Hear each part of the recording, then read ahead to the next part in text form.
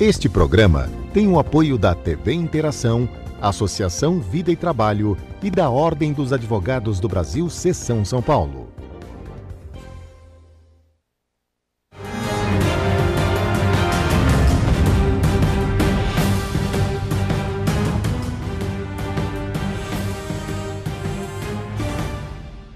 Alô, amigos, bem-vindos ao Gente que Fala. Estamos na TV aberta, canal 9 da NET, canais 8 e 186 da Vivo. Estamos na Rádio Trianon, AM 740 São Paulo. Estamos na Rádio Universal, AM 810 Santos. Estamos no estúdio da TV aberta, transmitindo pela nossa fanpage, facebook.com/programa Gente que Fala. Estamos ainda na TV Guarulhos, canal 3 da NET, em Guarulhos, 11h30 da noite. Nosso blog, gentequefala.com.br, nossos telefones 38766146, 50525555. Participando desta edição de Gente que Fala, engenheiro Edson Caran. Prazer tê-lo aqui, Caran. Obrigado, prazer é todo meu. Atualmente diretor do DSV? Diretor do DSV. Também está conosco o sociólogo Getúlio Hanashiro. Prazer tê-lo aqui, Hanashiro. Prazer é todo meu, uma satisfação na presença de vários companheiros aqui. Eu anuncio como sociólogo, mas a tua imagem tem uma identificação muito grande com o trânsito. Na verdade, eu acabei fazendo pós-graduação na área de administração pública relacionado com ciência e tecnologia. Então, durante muito tempo eu trabalhei realmente com o pessoal ligado à área de engenharia, à área de ciência e tecnologia, isso no Chile. E aqui no Brasil, o primeiro trabalho que eu desenvolvi foi no metrô. Daí veio, e depois na criação da CET, da qual eu fiz parte.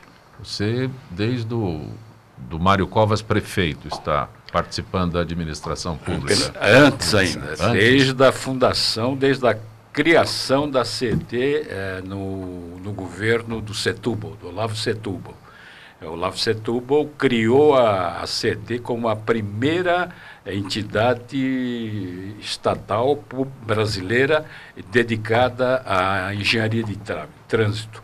E isso foi realmente um sucesso absoluto que marcou a época e, sobretudo, marcou a questão de aplicar a tecnologia, a ciência e a engenharia na área de trânsito e de segurança. Também está conosco o advogado Fábio Caraver. Prazer tê-lo aqui, Fábio. Eu que agradeço o convite, fico literalmente honrado e estou aí para tirar qualquer dúvida aí que o cidadão possa ter. Doutor Fábio, eu anuncio como advogado, mas o senhor é especialista em trânsito? Isso. Na verdade, são tantos problemas do dia a dia que, além de ser especializado na área de trânsito, também faço parte da comissão do OAB e hoje a gente vai tirar bastante dúvidas aí com todos os cidadãos. Doutor Edson Caran, doutor Getúlio Hanashiro, doutor Fábio Caraver. O texto aqui fala sobre mensagens sobre valores de multa. E o termo do momento é fake. Tá todo mundo. Por quê? Não é fake hoje em dia? É fake. Eu vou falar uma coisa. Eu perco, acho que diariamente, mais ou menos 2 horas respondendo, porque é impressionante como qualquer mensagem é instantânea e, de repente, o pessoal... E, na verdade, está aqui o do DSV vai entender, foi uma lei 13281 de 2016, que mudou todos os valores das multas, pontuação, infração de celular, e já avisar o cidadão que quando tem algum aumento, pode ter certeza que jornais nacionais, televisão, vai falar dos novos valores de multa. Então, falar agora vai ter uma multa de R$2.000. Não, tem que ser regulamentado e que essa lei 13281 de 2016 fez que mudou valores de bastante multas aí, que já estava bastante tempo sem ter esse aumento. Sem ter aumento. Doutor Caran, quais são os valores? Poderia ser, porque eu também recebo essas mensagens, né? E até me assusto, tenho vontade de deixar o carro em casa e não sair mais, porque nós estamos sujeitos a multa. E aqueles valores lá, eu nem vou ler o que evitei a leitura para não causar confusão. Não vale a pena. O importante é saber o seguinte, nós temos alguns tipos de infração. A infração leve, 3 pontos na carteira, ela passou de R$ 53,20 hoje é R$ 88,38.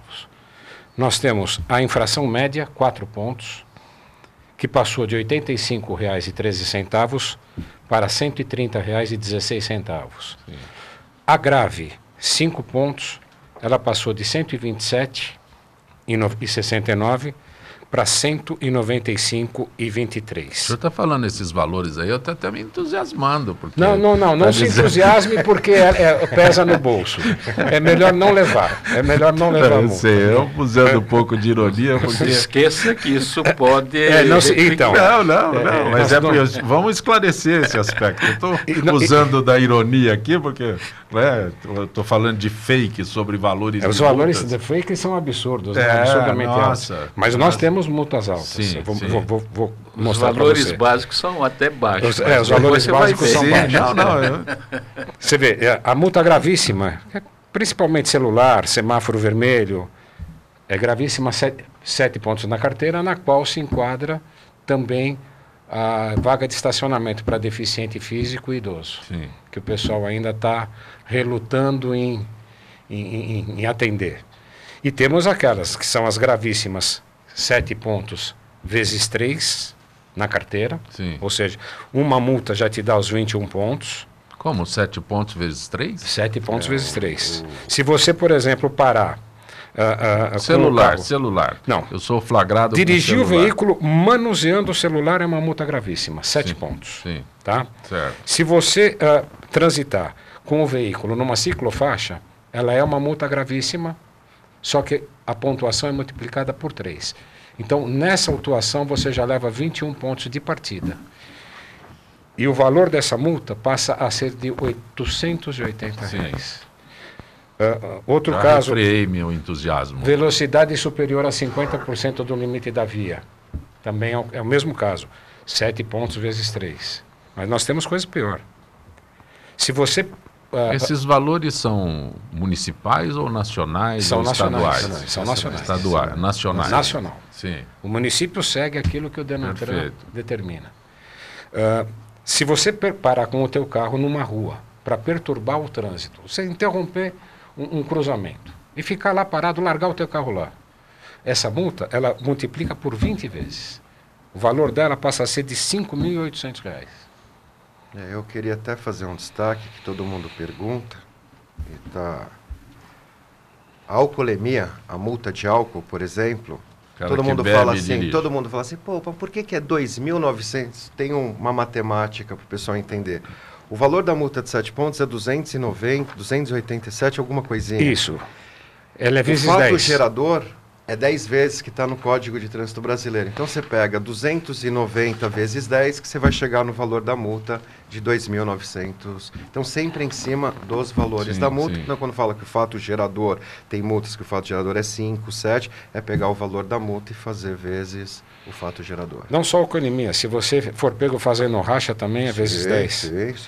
Se você for pego sem a carteira de motorista também é vezes 10. Sim. Vale ressaltar que a multa de alcoolemia, só quem aplica é a Polícia Militar. Sim. É um convênio que nós da SV temos com a Secretaria de Segurança Pública do Estado para autuar. Então esses agentes são credenciados pelo município e eles podem fazer a autuação. Isso que o senhor está colocando aí não é esclarecido. Eu não sei se eu estou me fazendo entender, mas de repente nós temos, como foi colocado aqui, isso multiplica por 10. Não está bem explicado isso, sabe? Para nós que dirigimos, para nós... Não, isso está na rede social, isso está na internet. Isso está no Código Brasileiro de Trânsito. Se ele pegar do artigo 166, Mas eu acho que procede a crítica que Zancopé faz. Porque, na verdade, é o seguinte, isso não é um problema da CET, é um problema geral de todos os governos, ao nível municipal, estadual e federal. Ao invés de se fazer publicidade, no fundo, tentando enaltecer o gestor, deveria se fazer campanha publicitária educativa, como é o caso do trânsito. Por exemplo, eu sei que tem um tema aqui do álcool, que é fundamental realmente que essa campanha seja permanente. Agora, por exemplo, esclarecer que o cidadão pego com índice alcoólico bem alto, não é? a multa é multiplicada por 10. Quer dizer, isso você tem que explicitar a todo Os momento pontos na multiplicados por 3. Não. Não, os pontos multiplicados Não, por 3. Em outro item. Exatamente. Item. Então, tudo isso, eu acho que ainda falta para nós uma campanha sistemática de divulgação dessa punição. Porque, caso contrário, realmente, você vai ter a redução dos acidentes, a redução das infrações no momento da campanha. Agora, terminou a campanha, volta tudo de novo, como nós vamos ver em relação à questão do consumo do álcool. Por isso, a campanha educativa tem que ser permanente, a campanha na área de trânsito tem que ser realmente uma campanha permanente e aproveitar essa brecha que o governo gasta um volume muito grande de recursos em publicidade e não usa para essas campanhas. É exatamente isso, doutor Hanashiro, que eu estava colocando. Os senhores trabalham com esses números, têm facilidades com esses números, mas eu, cidadão comum, eu não tenho acesso a essa informação que o doutor... Não que eu não tenha acesso, né? Não há atenção, não há que se destaque para esses valores, como o senhor colocou aqui, multiplica por 3, numa infração só, o cidadão perde a habilitação. Não se conscientiza, você pode até ter informação, mas tem que martelar, então, tem que se conscientizar. Eu acho o seguinte, o cidadão ele sabe que ele está cometendo a infração, não, isso sim. Ele só não sabe o tamanho da infração que ele está cometendo. Então, o cidadão que passa numa faixa zebrada, para ganhar tempo e se beneficiar enquanto os outros estão parados para entrar na via, esse cidadão ele está não só prejudicando o próprio trânsito, podendo causar algum tipo de acidente, como também prejudicando os outros que estão na fila aguardando. Então, e esse cidadão ele leva uma multa de 7 pontos multiplicado por 3, ou seja, nessa multa que ele levou ele já perdeu a carteira, automaticamente ele perde a carteira. Então, ele precisa saber, bom, eu estou cometendo uma infração, mas a infração que eu estou cometendo vai me custar a carteira. Eu acho, ele tem que ser, é que ninguém se alerta, fala, não, deixa eu entrar na internet, ver o código de trânsito, ver que tipo de pontuação, como é que funciona. Ninguém para ver isso daí. Seria bom realmente criar algum mecanismo para divulgar. Porque a verdade é o seguinte, todos os atos que a sociedade, em certa medida, aceita ou tolera, ela não é totalmente absorvida pelo indivíduo do ponto de vista da punição. Agora, na medida em que se diz, se você cometer tal infração, a multa vai ser de R$2.000, R$3.000, você tem 10 pontos na carteira, vê se o indivíduo não vai realmente ter um pouco mais de precaução. Ou seja, se você, em certa medida, não fiscalizar e não definir uma conduta de tal maneira conscientizada, o cidadão, a tendência é cometer esses atos, até dizendo o seguinte, na relação custo-benefício, eu pago as multas e faço. Doutor Fábio, é indefensável? Olha, eu vou dizer como advogado que tudo é defensável, né? Na verdade, eu vou até chamar atenção para um tema que está 2 especialistas também, tem até um caso recente, e um cliente toma uma multa em Goiânia, e lá eles já estão aplicando a multa por palm e top, diferente do que o agente de trânsito que é manual. E aí a pessoa toma, só que o carro nunca saiu de São Paulo, o veículo é de placa de São Bernardo do Campo, e aí cabe o condutor provar que não era ele que estava com o veículo lá, e não é certeza que vai ter o deferimento. O agente tem fé pública. Exatamente. Sim. Então, assim, eu penso sempre nos 2 lados, mas eu digo para vocês assim, acho que melhorou bastante, mas eu acho que ainda tem muito a melhorar. Eu, como advogado, eu vou em cima das falhas, da regulamentação, das competências. Eu acho que você tem razão e tem que ir mesmo. E vou falar que eu estou aqui com o diretor do SV, é um tema super... Então, ele levou a multa em Goiânia, ele vai entrar com recurso em Goiânia. Sim. O que eu tenho feito aqui em São Paulo?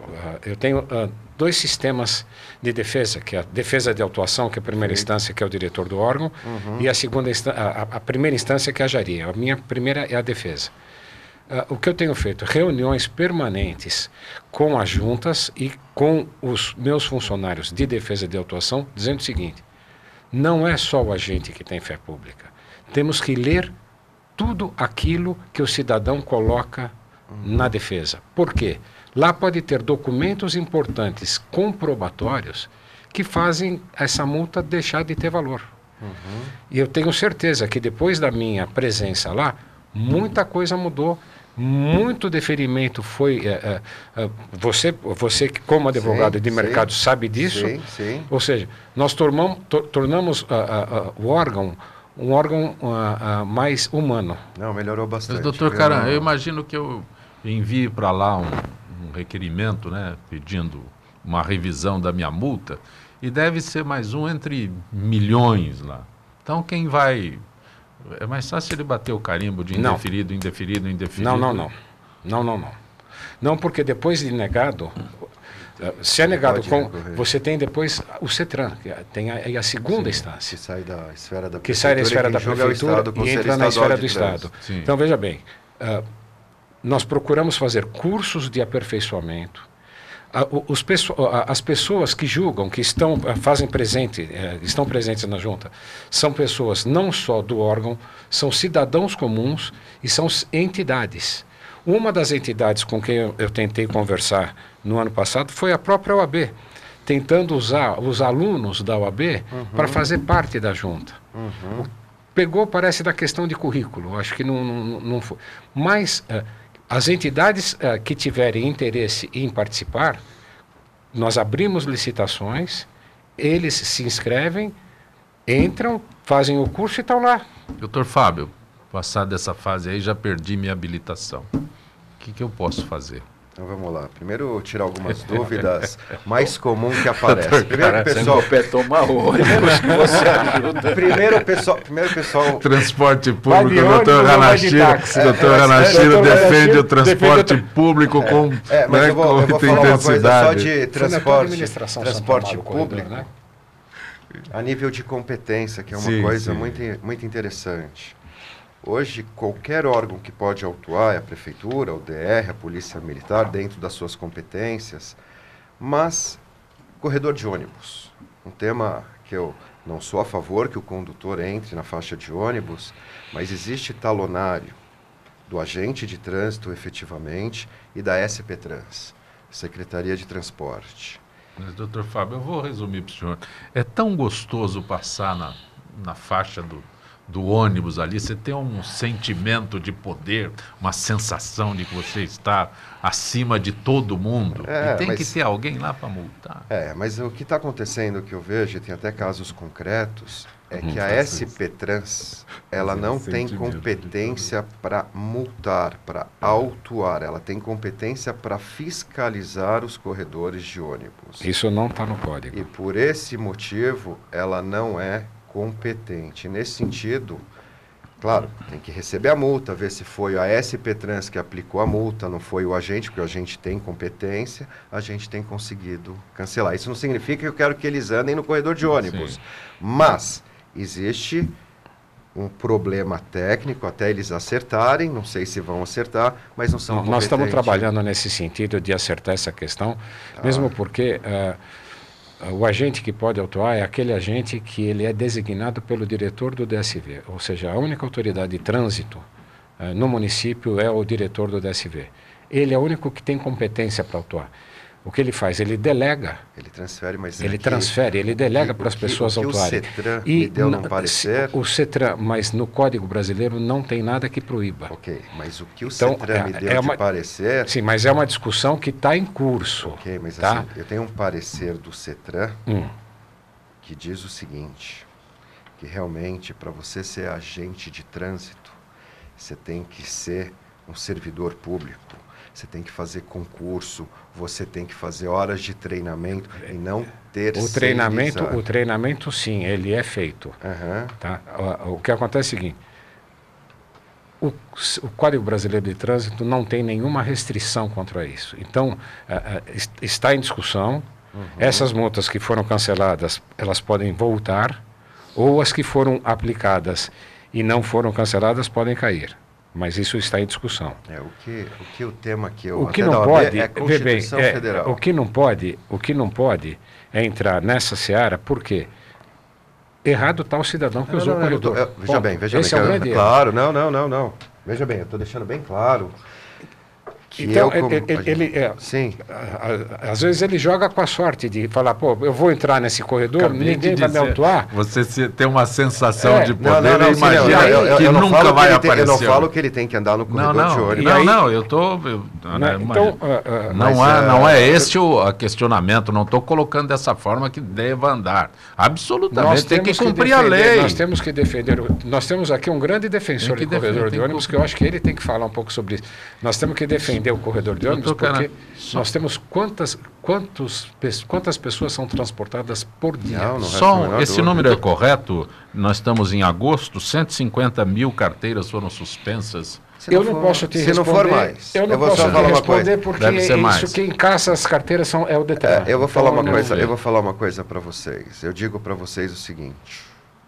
Eu acho que 150 mil é só São Paulo. Sim. Eu não estou nem falando do estado de São Paulo. Então, porque tem que ser, todas as carteiras têm que ser publicadas no Diário Oficial. Eu tenho esses números mais ou menos, mas 150 mil me parece que é só São Paulo. Só a capital. Só a capital. E falo mais, a grande dúvida de todo mundo é o seguinte, quando a pessoa recebe a notificação, primeiro que muita gente acha que os pontos caducam de janeiro a dezembro. Que é uma coisa que também não é muito explicada. Então funciona assim, você tomou uma multa 4 de maio de 2018. De 4 pontos. Sim. Quando for 4 de maio de 2019, o próprio sistema faz uma varredura e vai verificar se ele atingiu a somatória de igual ou superior a 20 pontos. Porque 20 pontos também já perde a carteira. Não é que é até 20 já perde a carteira. E aí ele não tendo 20 pontos, ele não vai receber a notificação e aqueles 4 pontos saem do prontuário dele. Então é sempre da data da multa que o condutor faz a contagem. Ele acha assim, eu não tomei 20 anos de janeiro a dezembro. Vai zerar e começa tudo de novo no novo ano. Não, é da data da multa. Doutor Hanashiro, corredores de ônibus em São Paulo. O senhor foi um dos grandes defensores e entusiastas na aplicação. Nós implantamos o primeiro corredor em São Paulo. Corredor que tinha começo e fim. Porque alguns outros corredores só tinham um pedaço. E foi o corredor Santo Amaro 9 de Julho, que realmente foi uma batalha muito grande e serviu depois de exemplo, de parâmetro para implantação de outros corredores. Mas eu gostaria de fazer um comentário em relação ao que o doutor Fábio colocou, que eu acho o seguinte, eu acho que realmente o Brasil é um país muito formalista, né, do ponto de vista do direito. Esse caso do indivíduo entrar no corredor e não poder ser autuado pelo agente da SP-Trans, tá certo? Me parece um pouco também a decisão que o Supremo Tribunal Federal tomou em relação àquela gravação que foi feito em relação à conversa da Dilma com Lula, que passou para o Supremo Tribunal Federal. Estava errado ou não estava? Está errado ou não está errado a passar no corredor? É lógico.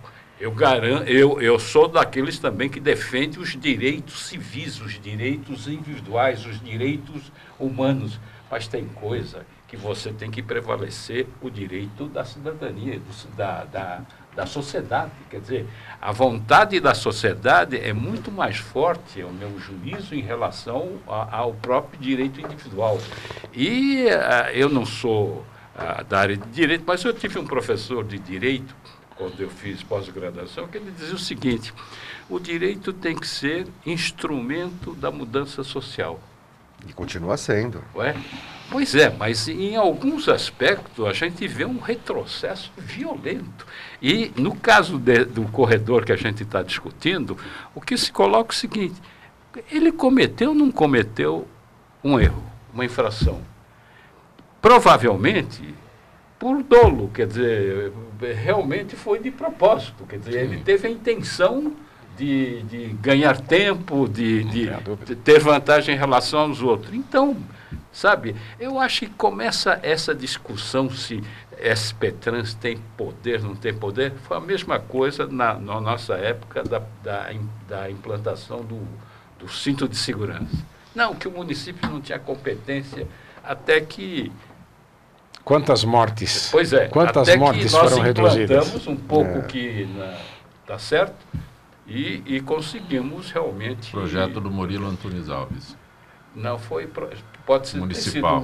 Isso, do Murilo, sancionado pelo Maluf. Sim, no município. Sim. No município de São Paulo, logo em 90, por aí. Isso.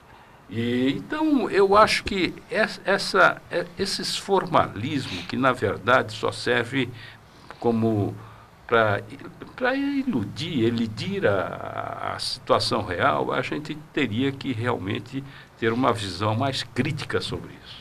O trânsito ele é uma coisa que tem que ser analisada socialmente. Porque eu sempre penso o seguinte, se você está no trânsito de São Paulo, andando de forma correta, você está contribuindo para a coletividade. Então nós temos que pensar em termos de coletividade. O brasileiro não pensa assim. Mas tem que pensar. Mas tem que pensar, porque é a única forma do trânsito matar menos. Sim. A própria questão que eu falo de idoso e deficiente. Idoso e deficiente mostra o seguinte: nós temos respeito, nós temos que respeitar quem tem direito. Então, se eu tenho o direito de transitar nesta faixa, é nessa faixa que eu vou transitar. Se a outra faixa não me dá o direito de circular, algum motivo tem para isso, no caso, o transporte coletivo. E eu, estando lá, eu posso estar obstruindo uma coletividade. Então, lá não me compete. Eu tenho que ser autuado por isso. Edson, eu sou até um pouco otimista em relação a isso. Eu vejo que cada vez mais se respeita o espaço do idoso e o espaço do deficiente. Praticamente em todos os locais, inclusive em locais privados. Sempre tem alguém local de propriedade privada, um shopping, um supermercado de interesse público.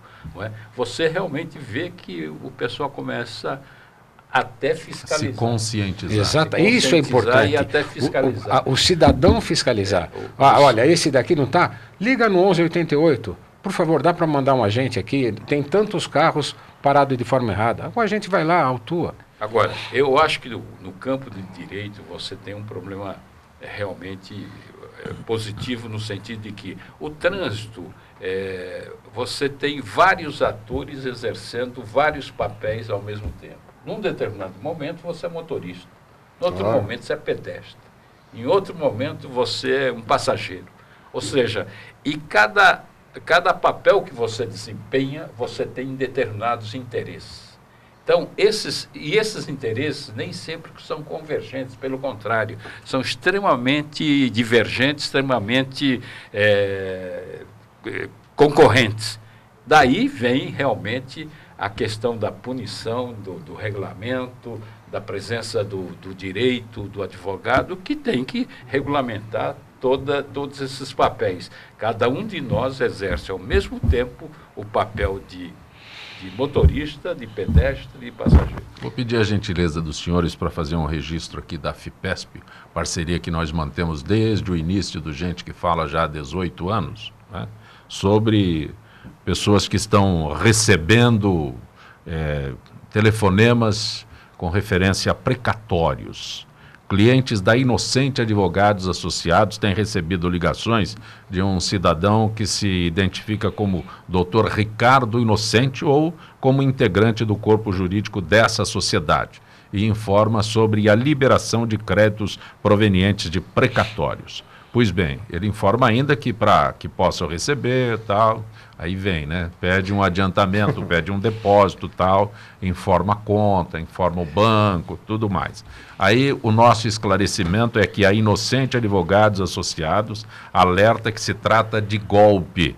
Não é necessário nenhum depósito antecipado para a liberação do crédito do precatório. Ademais, o escritório, aí sim a nossa informação, o escritório Inocente Advogados Associados não entra em contato com o cliente solicitando o depósito. Fique atento para não cair no golpe. Qualquer dúvida, entre em contato com a Inocente Advogados Associados. O telefone é 3291-3355. 3291-3355. Nós, repetidas vezes, temos aqui feito esse alerta para esclarecer cada vez mais o cidadão, né, que tem algum precatório, no entusiasmo, vem alguém com uma fala fácil e sugere que você faça um depósito.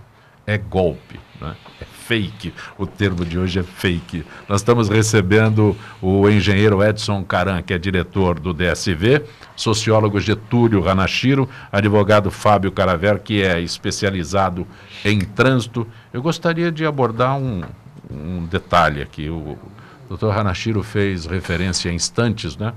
A lei seca está completando 10 anos. Aliás, eu costumo dizer que não é lei seca, ninguém é proibido de beber, mas todos são proibidos de beber e dirigir, né? Então é isso.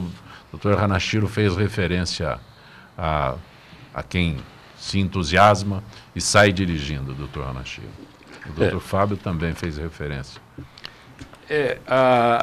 Veja, quando logo da sanção da lei seca, do início da vigência da lei seca, houve uma campanha muito grande em relação a isso, houve uma fiscalização e realmente houve uma redução significativa dos acidentes decorrentes do consumo do álcool.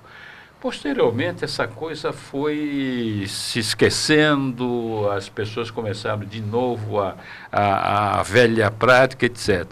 Então, é aquela coisa que eu insisto, certas regras do trânsito, certas infrações do trânsito, têm que ser enunciadas sempre, tem que ser fruto de uma campanha sistemática por parte da autoridade de trânsito, por parte dos governos federal, estadual e municipal. Agora, sim, em setembro, nós vamos ter a Semana Nacional do Trânsito. É o momento de você revitalizar a questão da lei seca e de outras questões relacionadas com o trânsito. Quer dizer, mas de tal maneira que possamos, ao longo do ano, do próximo ano, inclusive, manter essas campanhas.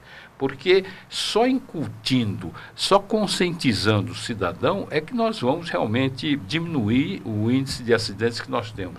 Eu sou otimista em relação a isso, porque houve realmente uma queda significativa desde a nossa primeira gestão em 83 até hoje. Hoje nós estamos com 7 mortes para cada 100 mil. Exatamente. E a ideia é reduzir para 6,5 até o final do mundo. E naquela época nós tínhamos praticamente o dobro, tá certo? Então houve uma redução significativa. Em termos de mortes, a mesma coisa, quer dizer, nós tínhamos um Vietnã por ano em acidentes de trânsito, na Guerra do Vietnã. De modo que eu acho que é extremamente importante esta programação sistemática de educação de trânsito. E também, insisto, foi graças à fiscalização eletrônica que você conseguiu também diminuir significativamente os acidentes, principalmente nas rodovias. Eu queria dar um dado. Por favor.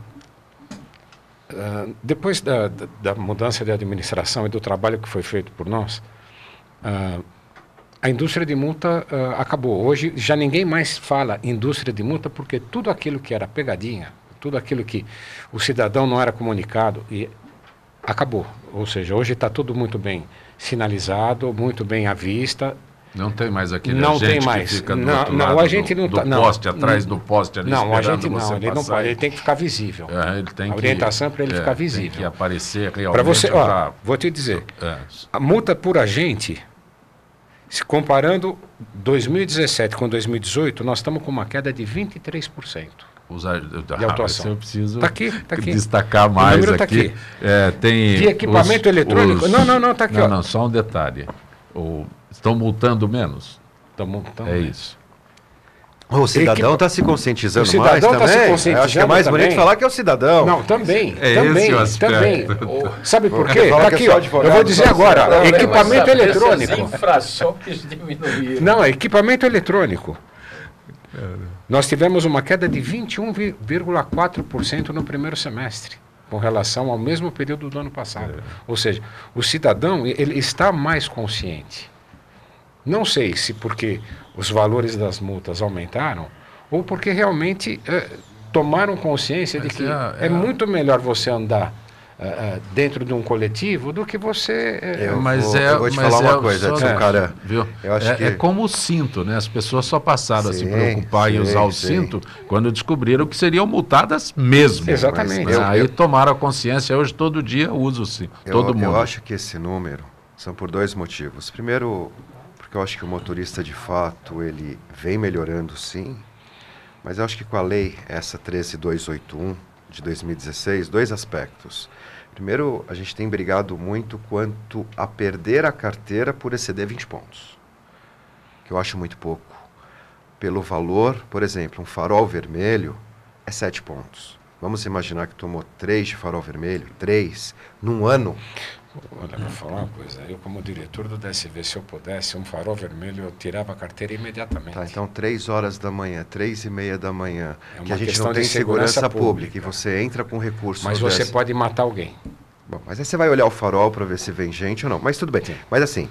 Mas, doutor Caran, não é da época do doutor Fábio, mas a gente... Aquele acidente da Porsche na Tabapuã é um mas a gente era incentivado a não parar no farol vermelho da madrugada. Era. A gente era orientado a não para no farol vermelho da madrugada. Eu não tenho filho ainda, mas eu tenho minha irmã. Não é dessa época. Mas se a minha irmã está dirigindo sozinha, 3:30 da manhã, você pode ter certeza que ela vai passar o farol vermelho, porque a gente não tem segurança. Passar no farol vermelho, o semáforo dá menos amarelo tempo. piscante. Exatamente, ou amarelo piscante ou dá menos tempo nos cruzamentos, de modo que você tem uma mais rápido. Alternação mais rápida. Agora, indiscutivelmente, eu concordo um pouco com o nosso advogado, o Fábio, em relação realmente a 20 pontos. Porque aqui em São Paulo, sobretudo em São Paulo, você tem determinadas infrações que não é proveniente da vontade do motorista, mas no caos no sentido do volume,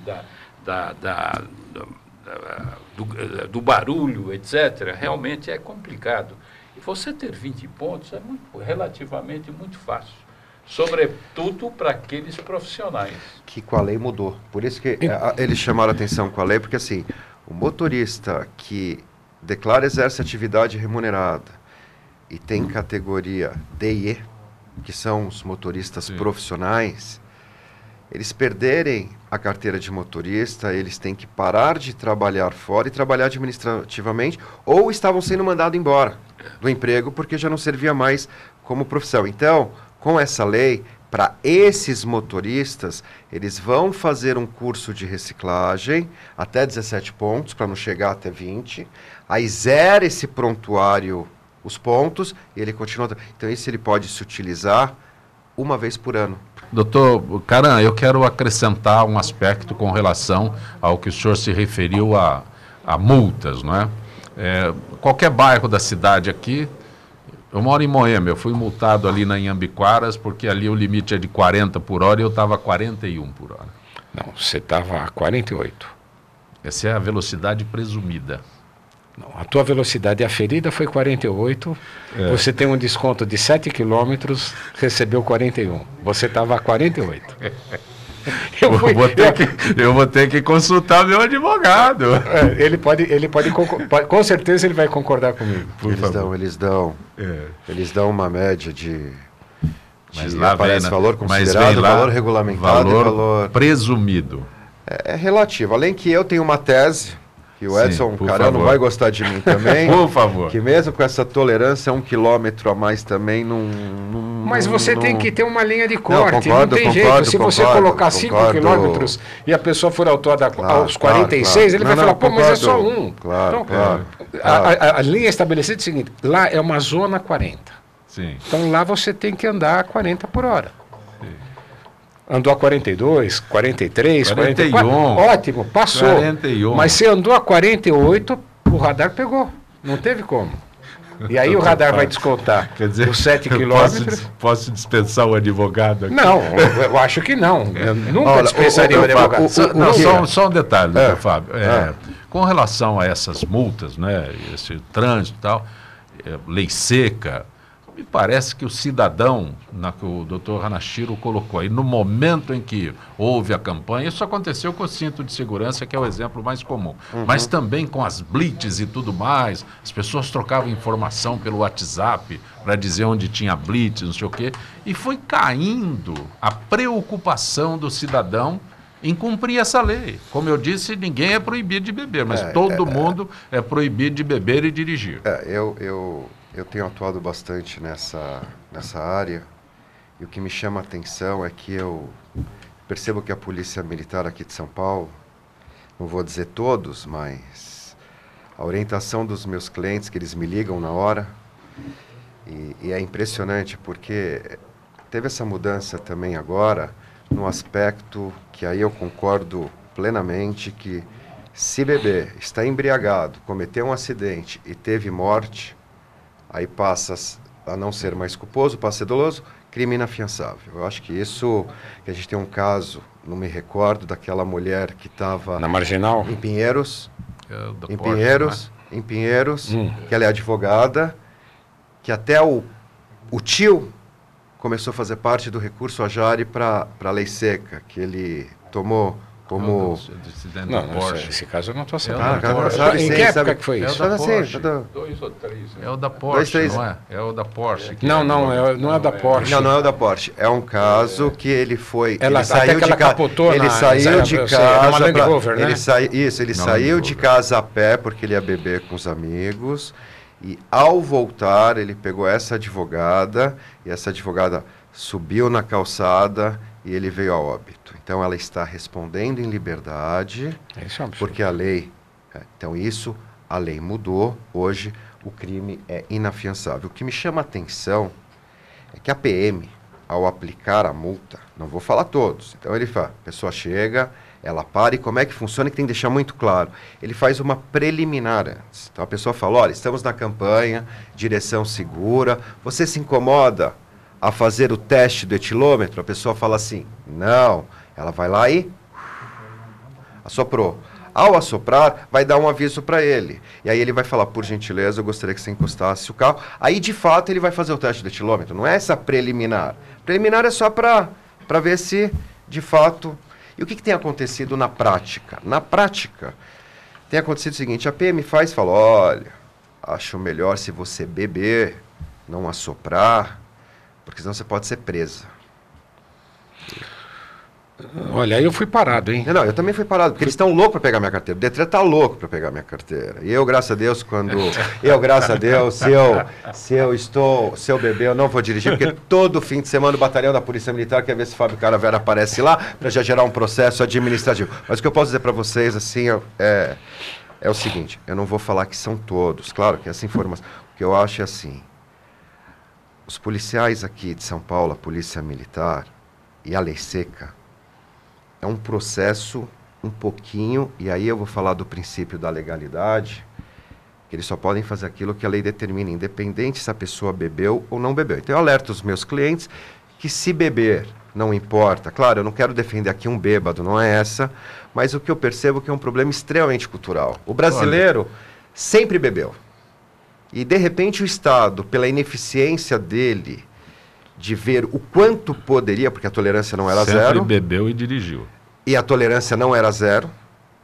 Sempre teve um pouquinho. Tinha um limite. Então, como eles não conseguiram efetivamente controlar por meio de fiscalização o quanto pode, então vamos fazer tolerância zero, que eu acho que é válido, diminuiu muito, eu sou a favor, porque eu também tenho família, e a gente sabe que o brasileiro, infelizmente, também não sabe beber. Doutor Fábio, o Jaime do Jardim Bonfilholi pergunta se há respaldo jurídico no valet que se recusa a entregar a chave do carro a um motorista alcoolizado. Olha, eu vou te falar o seguinte, respaldo jurídico não tem, mas se eu sou o cara do valet, eu não entrego.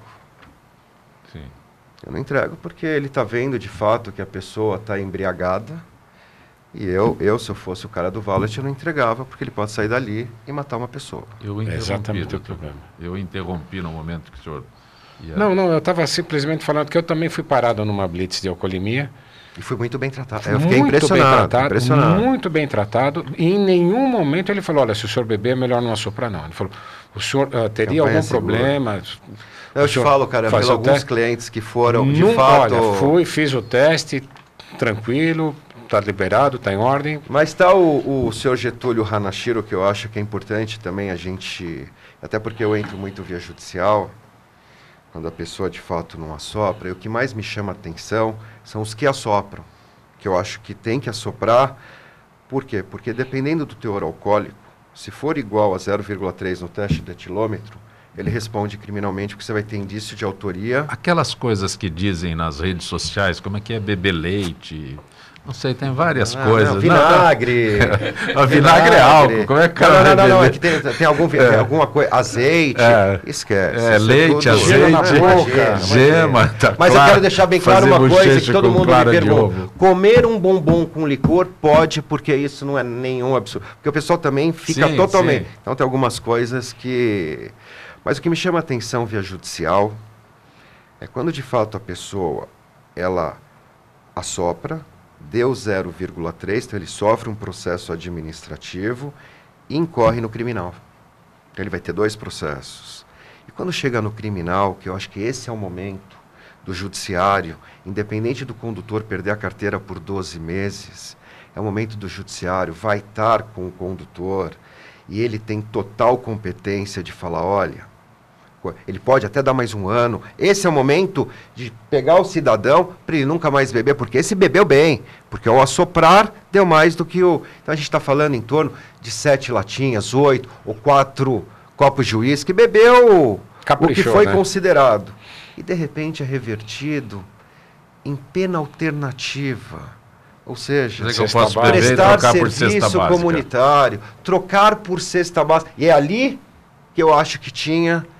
Porque esse condutor, talvez ele pare de beber pela multa, que é um valor alto, pelo advogado que ele contratou, que ele viu que a brincadeira não foi barata. Mas aonde tinha que, de fato, pegar e falar, olha, vai acontecer isso, e de repente eles estão fazendo como pena, cesta básica, prestar serviço social. A punição. E aí a pessoa fala, imagina, aí ele chega e comenta com todos os amigos, aconteceu isso, mas lá no criminal... Eu concordo. Eu acho que realmente cabe ao juiz, ao judiciário, de fato ter todos os elementos, né? Antes de... No caso que é apontado aqui, eu acho que cabe uma tolerância, não é?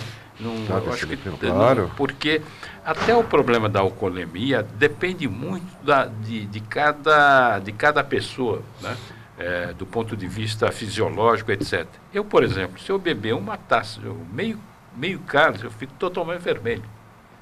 Os orientais têm um problema de uma enzima que não produz nenhum efeito deletério, né? Mas produz efeito facial. Então, eu acho que esse tipo de atitude, realmente o juiz tem que ter um nível de sabedoria, né? E julgar de acordo também com a vida pregressa da pessoa. Não é? De repente, quer dizer, não foi... Desde que, evidentemente, a alcoolometria não induziu a uma situação mais difícil. Eu também sou a favor de uma certa visão mais adequada em relação ao nível mínimo, né, em que você tem o problema... Que é 0,04, né, que tem uma redução também, igual do radar, vamos chamar assim, que tem 0,04, que pode ter o aferimento do teste do etilômetro. Então, se der 0,01, imagina que ele estava com 0,07, 0,06, você tira 0,004 e... Você também desconta, né? Doutor Caran também desconta, né? Doutor Caran, e o cartão do idoso? O cartão do idoso tem sido responsável por autuações?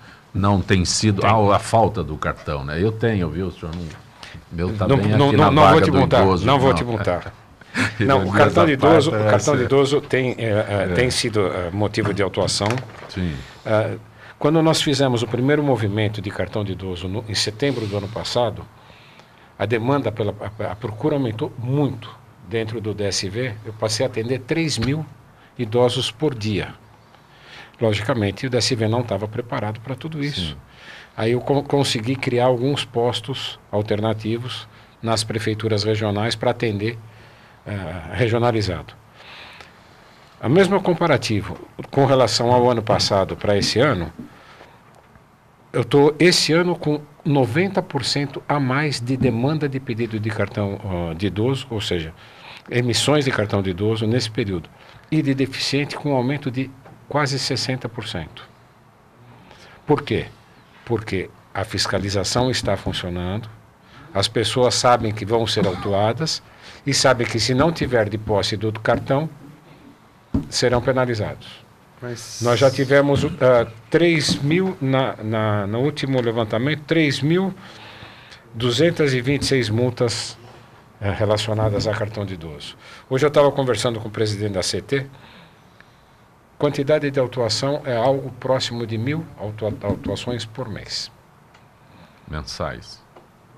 Olha, eu queria fazer uma ressalva, até que eu tenho muito cliente também que procura esse trabalho. E aí eu falo, não precisa de advogado, vai, porque é muito mais fácil do que... E muito bem atendido, deixar muito claro. Muito bem atendido, graças a Deus está... E até falo também da carteira de habilitação, porque eu acho que começaram a divulgar e que não tinha tanta publicidade. Porque a gente faz um estudo de 10 anos atrás, carteiras de motoristas especiais, que a gente usa o termo deficiente físico, mas serve para inúmeras doenças, cresceu em torno de 80%. Exatamente. Então todo mundo hoje, por quê? Porque você tendo hérnia de disco, você tem direito, então é só entrar no Google e falar quais são. Então tem muita gente que antigamente tinha a doença, mas não sabia que tinha o direito. E a carteira especial, vale chamar a atenção, que tem um monte de incentivo. Isento de PVA, isento do rodízio. A questão de isenção de rodízio, nós criamos uma comissão junto com... Acho que câncer, alguma coisa... Exatamente. Isso que eu ia perguntar. Depende da doença, depende da doença. Mas como a isenção? Eu tenho lá o cartão de veja bem, você portadores de necessidades especiais, sai, o agente não sabe que eu tenho. O veículo é cadastrado, o veículo é cadastrado. É que nem médico. Isso é que nem médico. Esclarecido. É que nem médico. O veículo é cadastrado. Por exemplo, se você faz um tratamento de câncer, tem que fazer uma diálise, quimioterapia, radioterapia e tal. Essa pessoa, ela tem que ter direito à isenção do rodízio, porque a gente nunca sabe qual é o dia que ela vai ter que estar fazendo esse tratamento. E pode cair no rodízio. E ela pode cair dentro do dia do rodízio. E o período, para ela, é um período muito curto, é um período de 4 horas de manhã e 4 horas à tarde. Então, não interfere muito, porque, graças a Deus, não temos poucos. Fiscalização eletrônica registra?